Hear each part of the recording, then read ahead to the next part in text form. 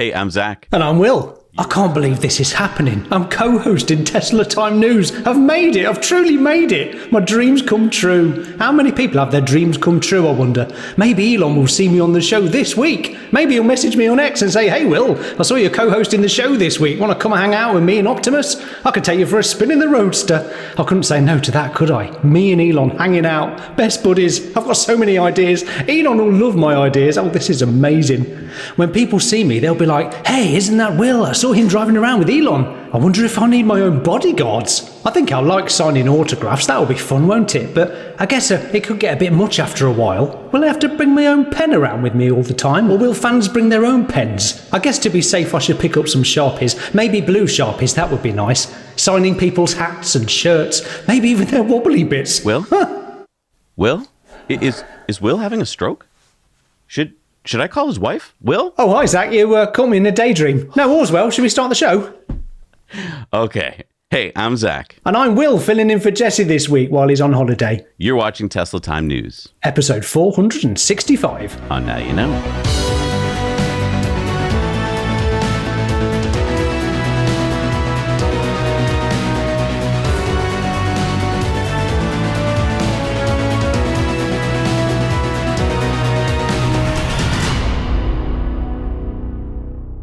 So remember that blackout that hit Spain and Portugal on April 28th? Tesla Energy posted Powerwall providing backup power in Spain and Portugal during last week's outages. Many people were blaming renewables, but as we learn more, it appears that it was a fault in the high voltage lines connecting France and Spain that caused the grid failure. True, and more grid-scale batteries would have helped bring the grid back online sooner. But bottom line is that if more homes had home batteries like Tesla Powerwalls, they wouldn't have been affected by the blackout. And Will, were you affected by the blackout over there in the UK? No, UK was absolutely fine. It just seemed to be sort of southern France, Portugal, France, Spain, etc. I did do a quick calculation last week with Grok, and apparently it would have taken 7,700 megapacks to save Europe from that blackout. Okay, that's quite a number. It's quite a lot, isn't it? But it depends, doesn't it? You could have about 2,500 to 3,000 megapacks, and that would have been able to mitigate the problem for, a short amount of time. So, yeah, just a brief calculation there. Well, we just need a megapack factory in Europe now. The FBI formed a domestic terrorism task force to investigate attacks on Tesla. But depending on where you get your news, you might not have heard about this. Out of hundreds of reporting sources Ground News analysed, barely any are coming from more liberal outlets. And if they are, they're shifting their focus to President Trump. But with a quick scroll, we easily found reporting calling for the violence to settle down. This is the kind of partisan spin that fuels public division. When news is filtered through political lenses, you don't get the truth. You get outrage and misguided attacks on innocent Tesla owners. Especially when it comes to someone as polarizing as Elon Musk. There's only going to be more spin, more outrage, and more violence unless we have reliable sources of information. That's exactly why we keep partnering with Ground News, an app and a website that doesn't just show you the most important stories of our time, they show you the bias, the credibility, and the financial interests driving the different narratives. Ground News was founded by former NASA engineer with one mission in mind: to help people break free from echo chambers and see the full picture. And we just knew our viewers would love what they've built. From their interest feeds that help us track developments on the stories we bring to you guys, to their blind spot feed that surfaces other important stories one side of the spectrum is missing or ignoring. Ground News has truly become a better, smarter version of the doom scrolling we were already doing. Which is why we got our viewers 40% off the same unlimited access Vantage plan we've been using every day. That's just $5 a month for clarity and context when you go to ground.news/NYK or scan the QR code. Thank you to Ground News for sponsoring us and helping us stay curious, think critically, and stay grounded. And we know it'll do the same for you. Tesla's head of AI and IT infrastructure, cybersecurity, and vehicle service, Raj Jagannathan, said on X this week that the company is rolling out a new AI agent specifically designed to handle service comms with customers. Raj said Tesla Service's new AI agent detects comms delays, monitors sentiment, and auto-escalates to leaders. Starts tomorrow at 10 pilot locations. In 2 weeks, type escalate into the message center to reach managers. Guardrails in place to prevent abuse. We'll keep improving. Interesting. This has always been one of Tesla's slight weaknesses, in my opinion. Service is sometimes not stellar, depending on the location and the particular staff. I mean, mind you, sometimes Tesla service is outstanding, but hopefully this AI, which sounds like it'll be monitoring across all communications, will be able to intercede when things are, not going so well. Right, and hopefully the AI will be able to keep communications and schedules on track before they potentially come off the rails. Yeah, from what I'm hearing, this AI will be able to bring service issues kind of up the chain to like the regional managers and the regional directors if things are kind of getting stuck at a particular service center. Because I've had that happen before where for whatever reason, you might get a service center where they're just, not stellar, let's say, and knowing that someone kind of one step above them might see this actually kind of keeps them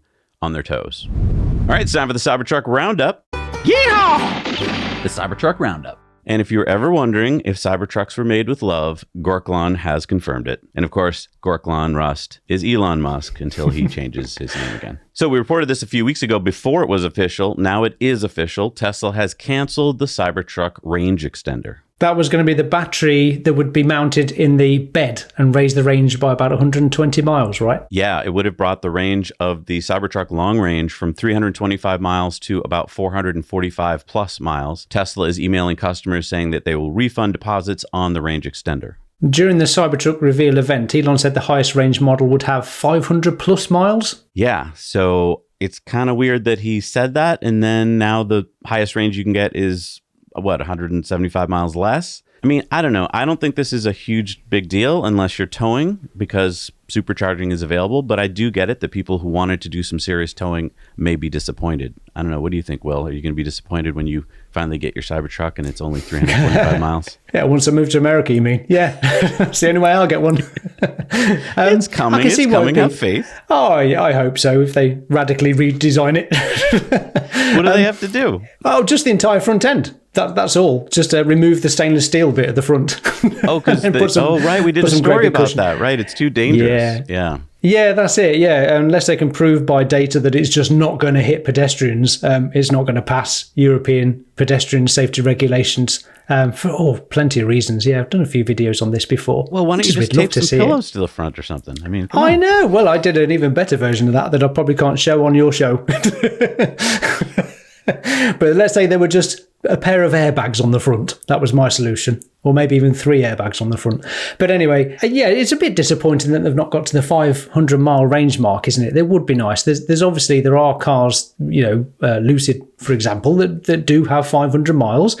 It's just a matter of stacking up and fitting more batteries. But I guess it would have to go from 123 kilowatt battery to something like 175 kilowatt battery to get that sort of range. And I guess there's just no room for it. I mean, what are your thoughts on the energy density of the batteries? Does that just need to improve in order for them to reach that magic 500 miles? I just don't know what Elon was thinking when he said that. Did he always have in mind putting it in the bed? Or did he just think miraculously by the time it came out, like you said, they'd have a more energy dense battery? I don't know. Probably that one. I would have thought that, things would have moved a bit further forward with the energy density of the 4680s. Elon's such a liar. Yeah, it's still obviously an incredible truck, and it's quite a whopping range given the size of it. And it's only what are you running on yours? 2 miles per kilowatt or something? Yeah, about that. Well, unless Jesse's driving it. Yeah. You guys watching should go check out Will's video on this. He came to America and drove a Cybertruck. That is how dedicated he is. We'll put the link down below right here. Man, I dream of that Cybertruck nightly. Cybertruck. Will, back to Earth. Now, I have an idea, Will. Let's go to a Supercharger in New York and do donuts in a Dodge Charger. That sounds like fun. What could possibly go wrong?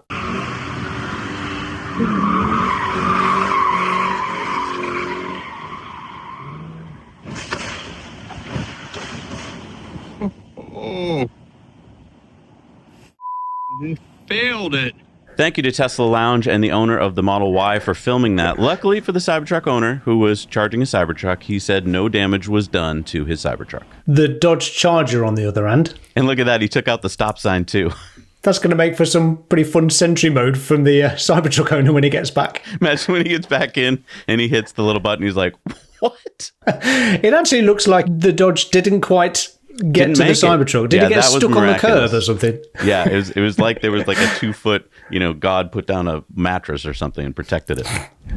Hey everybody, we have a new Now Let's Review video up on a e-bike that I think you guys are not going to want to miss. So if you guys want to head on over to Now Let's Review after you watch the show, that would be great. It's time for some SpaceX news, and broadcasters in St. Peter's covering the papal conclave last Thursday were using Starlink to get around the communication blackout around the Sistine Chapel. That's right, because there was ground-level radio jamming to keep regular TV crews from working, but Starlink still worked, as we saw the first American Pope Leo XIV elected by the Cardinals, with a little help from Snoop Dogg. Is that what all the white smoke was about? Well, it would explain how an American got elected. We'll never know what really happened, will we? Right? I mean, they're all sworn to secrecy and they can't even bring their phones or anything. So yeah, we'll never know. Yeah. Maybe they were lighting up. Oliver Widger is sailing with his cat from Oregon to Hawaii. This is day 8 of sailing with my cat from Oregon to Hawaii. Today marks the first day since I've changed clothes. I saw dolphins, which is amazing. And also, for those of you that are new here, because I think I got a lot of new followers, I'm the guy who quit his job, liquidated his 401k, sold everything except for my cat to buy a boat and sail around the world. To answer the question I get asked the most, I'm using Starlink. That's how. So what do you think, Will? Would you like to do that? No, I would not. I'm allergic to cats. So, yeah, not a chance. But I've actually, I've done that trip many times before. I used to sail from LA to Hawaii and then back again 6 times in all, I think. It was pretty tiring stuff. You sailed a boat yourself? Yeah, pretty much. Wow, that's impressive. I thought, like, Oliver was kind of unique. No, well, it's one of those big boats that I was in. Oh, so like a catamaran? Bit bigger. Like a yacht? Yeah, bigger still. Yeah, it had a big engine. A cruise ship? Yeah, that's the one. I was a drummer in the band, so it was hard work being at sea. I got a right sweat on. I see. Yeah, seriously though, best of luck, Oliver. What an inspiration. If you want to do something in life, get on with it. And Gorklan Ross said, sailing around the world with Starlink. I don't have the guts to do that. Yeah, that would be quite terrifying. I actually thought it wasn't until today, or the research in this story, that I found out that he won't be going over the Mariana Trench, which is a bit of the ocean that's 7 miles deep. It's actually the other side of Hawaii, whereas I thought I'd sailed over it many times. So, never mind. You have to call all your friends and tell them that you lied about that part. Yeah, I've told everyone I've ever met, including my parents and everyone I know. I used to go over the Mariana Trench all the time. Well, now but, you have something on your bucket list. Oh, I know. Yeah, I have to go there. I'm not going down there though. That would be quite terrifying. I mean, I'm sure a lot of the ocean's pretty deep on the way to Hawaii, isn't it? Who knows what's lurking under there? Well, speaking of deep, how about this, Will? Mark Honeycutt tested his Starlink at 8,000 feet in his ultralight. Ready to go. I've got Starlink and the battery all laid out right here. This is secured behind it to these, and this is secured by these buckles right here. This is like watching Wallace and Gromit. If you say so, Mark. Doesn't look at all that secure, but all right, let's get flying.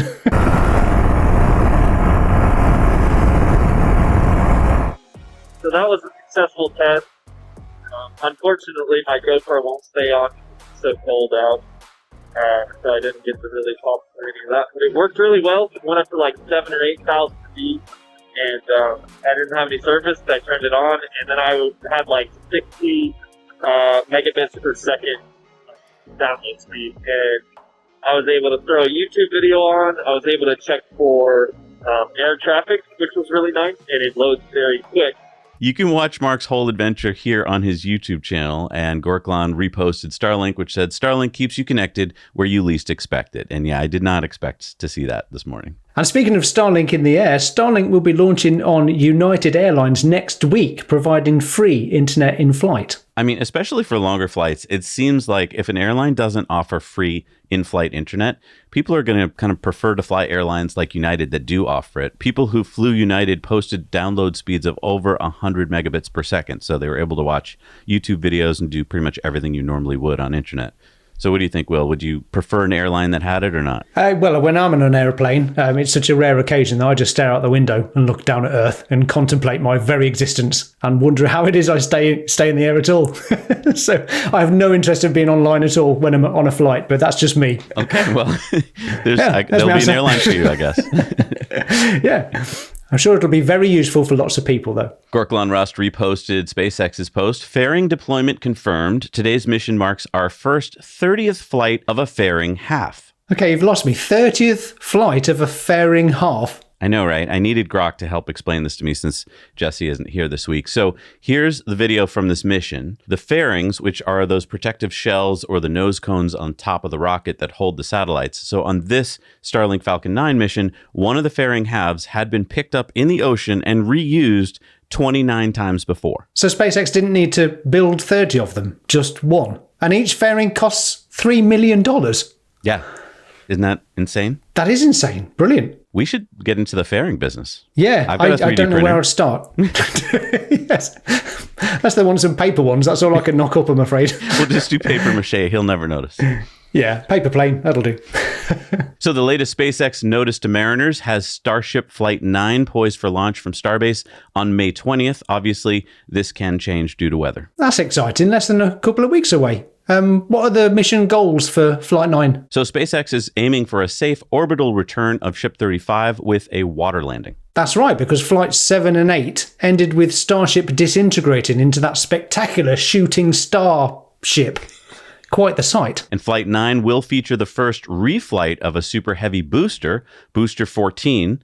Unfortunately, as far as we know, there will be no attempted catch of Starship, and there'll be no Pez dispenser test on this mission. Why is that then? Why wouldn't they attempt to catch it? I think because they still haven't gotten all the bugs out, and they kind of probably want to test some stuff before because they could ruin the catcher if they, screw that up. So I think one more water landing, and then hopefully Flight 10. Yeah. Have you seen a rocket launch at all? No, I've been invited. I can't wait to go see Starship launch. That'd be great. Let's do it together. Oh, love to. Let's do it. All right, it's a date. So Tesla Asia posted, at Gigafactory Shanghai, treated wastewater is successfully utilized for fish farming and flower cultivation. That giant fish tank outside Giga Shanghai is filled with reused water from the factory. Isn't that nice? That's lovely. Everyone complains about water, especially like at Giga Berlin. Everyone's been on and on about, Tesla using too much water, but they do their best to recycle it. And according to this, it's clean. Yeah, that's great. All right, it's time for Sunspots. So Jesse Pelton posted, China installed 278 gigawatts of solar last year, 57% more than the U.S. has installed in total. Gorklan Rust replied, China is deploying vast amounts of solar power. The 888 gigawatts of solar that China has installed already could power half of the US. But if you look at this graph of installed solar, the U.S. in green is just kind of flat, whereas China is going exponential. And Gorklan said, most people don't realize how much solar power China has installed, enough to power half of America. So in the US, we would need to install about 700 gigawatts of solar to catch up to China and power half our country. How much would that cost? Well, Grok tells me that it would cost about $1.2 trillion, plus we'd want the grid scale batteries to go along with the solar. So that's another $853 billion. So let's say $2 trillion for a nice round number. Okay, so $2 trillion for the batteries and solar to catch up to China and power half of the US. I see a lot of people talking about nuclear power being the answer. How much would that cost? Well, Grok to the rescue again. Grok says $2.7 trillion for 197 gigawatts of baseload nuclear plants to get the same amount of power. So it's actually cheaper to go solar? Yes, it is. And no nuclear waste to worry about, because you know what they say. Some solar a day keeps the nuclear waste at bay? That's the best I've got. Oh, I did try one more, Zach. What about once you go PV, you never something that rhymes with radiation poisoning? I don't know. I don't know what. I tried rhymes and I couldn't find one, so that's all I got. Jesse Pelton went on to say, if God wanted us to build a Type 1 civilization, he would have, 1, put a giant fusion reactor in the sky. Well, we've got that. Number 2, made 28% of Earth's crust out of a semiconductor with a matching band gap. By the way, a matching band gap is the space on a solar panel to let the electrons pass. So that's kind of amazing that's there. And then 3, filled the oceans with an alkali metal we could use to store limitless quantities of energy, sodium or something similar. That would be a crazy coincidence. And I think that's a pretty good point. Yeah. What a brilliant post that is. Yeah. We've got a nuclear reactor in the sky that's pretty reliable, isn't it? Maintenance It comes free. up every day. Yeah. And globally, this chart here shows that between 23 and 2024, solar power blew away every other type of power generation in terms of terawatt hours. Why? Because it's cheaper to build, pollution free, and then you collect that energy free every single day. Gorklan Rust Says true. It is. Hey, and if you'd like to get solar on your house or some batteries, but you don't quite know like all the things you need to know, talk to our friends at Energy Pal. We'll put the link down below. Tell them that Will and Zach sent you. All right, it's time for our Patreon bonus stories. Will and I will be doing the bonus stories today. So join us over on Patreon for as little as $1 a month, and you'll get all of our Patreon stories every month. We'll see you guys there. All right, we're back from our Patreon bonus stories. It is time for Elon's X's of the Week. And Doge designer said, Bill Gates, Doge will cost 2 million lives. This man is a disgrace to humanity. Gorkalon Russ replies, Gates is a huge liar. Department of Government Efficiency said collaboration win by the US OPM and Doge. After 35 plus years of failed modernization attempts, OPM has announced that as of June 2nd, they are replacing their 65 plus year old paper process with an all digital alternative. This will reduce the average time people wait to receive their retirement check from 3 to 5 months to less than 1 month. So is this the mine, the underground mine that they were using to store documents in manila envelopes and cardboard boxes? Yeah, we're going to free up that mine. What are we going to do with it now? Yeah, and the fact that the elevator kept breaking, so that every time that broke, it just slowed the entire process down. I mean, wow. So this is now going to be a far more streamlined and efficient way to process people's retirements. Exactly. Yeah, as Gorklon said, retirement is now digital, so much faster and more accurate. Nice work by many. And yeah, why don't we just turn it into a nightclub or something? Oh, that sounds fun. Gorklon Ross said, if you're interested in creating super fun, revolutionary AI video games, please send examples of your prior video game work to GameStudio@XAI. Interesting. So all of you programmers out there, this is your chance. Elon went on to say you should be noticing some improvements to the quality of recommendations in your timeline. He's talking about on X because it was getting a little bad and now it seems to be getting a little better again. And Gorklon said all those memories lost like tears in rain. Mars, Starship Time, electricity for data center, grok. Will, do you think he's high or something? Like, what's going on here? Maybe Snoop Dogg made his way back here on the way home from the Vatican. Gorklon posted ad astra per aspera. I'm a little rusty on my Latin. Will, can you help me? Latin for through hardship to the stars. Nice. Gorklon said, son, this tactic is called kiting the boss. I don't understand this one bit. You're going to have to explain this to me, Zach. Elon's a video gamer, right? And so when you've got the big boss at the end battle, I guess kiting the boss is some strategy to take down the boss. I'm not the right person to ask, but kitting the boss. I didn't understand that word in context, but okay, I'll take it. It's for those gamers out there; they'll know what it is. Doge Norway says, "Will you use Xmail when it comes?" Gorkalon Ross replies, "Yes." So Xmail might be coming. That would be pretty cool. Although most people haven't left like Yahoo Mail yet, so I don't know. Gorklon said Cybercab will become ubiquitous. Well, this is getting exciting, Will. Are you going to come visit us and maybe we'll go to Austin together and take a Cybercab? Oh, that'd be awesome. Absolutely love to. What do you think, though? Cybercabs aren't going to be out in June, are they? Just robo-taxis or... Yeah, probably just, Model Ys, I would guess, in the beginning, but... Maybe by the end of the year? Yeah. Cannot wait to see one of those on the road, can you? No, I can't wait. Tesla Economics says, personally, I don't like the name of Hari for FSD supervised. Any new suggestions? Gorkalon Rust, do you prefer move it or let's go, mother? Nice. Do you think they'll actually... That would be funny if they implemented that. Zaid says, anyone else notice Elon has been much less politically engaged lately and is actually remembering his car and rocket company? Mental X says, like what? Gorkalon Rust responds, unfortunately, many people still believe the falsehoods reported by legacy media without question. So before we get to our Supercharger reviews, beautiful Superchargers, this week I kind of snuck this in here. Mazda has adopted the Tesla NACS for its Japanese cars starting in 2027. Mazda said in its press release, this will provide Mazda BEV customers with access to Tesla Superchargers across Japan. I can't remember what the Mazda EV is. Have you seen one? Yes, it's that awful one. I think it's got 150 mile range. I can't remember what it is. It sort of looks okay. It's like a smallish car. I can't remember the name of it. Can I find out? Comment down below what the Mazda EV is. I honestly had forgotten they even had one. We do have one. We've seen it quite a few times on the road. It's not a bad looking car. Okay. It's just on paper, everything's tragic. But I didn't know that no electric car company had not adopted NACS by now. Exactly. It's a bit late, isn't it? A little late. It seems like they just got the memo. This story belongs in Tesla Time News 300, doesn't it? Surely. Exactly. But it'll all be ready for 2027. That's the year. Tesla killer. All right, it's time for some Supercharger reviews where you guys go out there and tell us what's going on in the world of Superchargers. Hey, Zach and Jesse. This is Stan again on my trip down to Orange Beach, Alabama, down on the Gulf. Stopping at another stop here in Tupelo, Mississippi. This is an 8-stall. It's in the back of a mall parking lot. There is nothing here whatsoever. There's a Hobby Lobby across the street that you might be able to use a bathroom at. Under 50 kilowatts. I'm afraid I'm going to have to rate this about a 3.5 out of 10. We are getting about 125 kilowatts here, but that's it. So, kind of probably a necessary stop. It's still 37 degrees, and we'll have to look for a gas station to use the restroom. But now you know. Hi, Jesse and Zach. Cam here. Sorry there was a lot of wind, so I did a voiceover for this part. The all-new Calliope Supercharger in Queensland, Australia, just off the Bruce Highway. It has 6 stalls and is the easiest to find. It is the 250 kilowatt charging. The Tesla charger 40. Look at that. 1,400 kilometers an hour.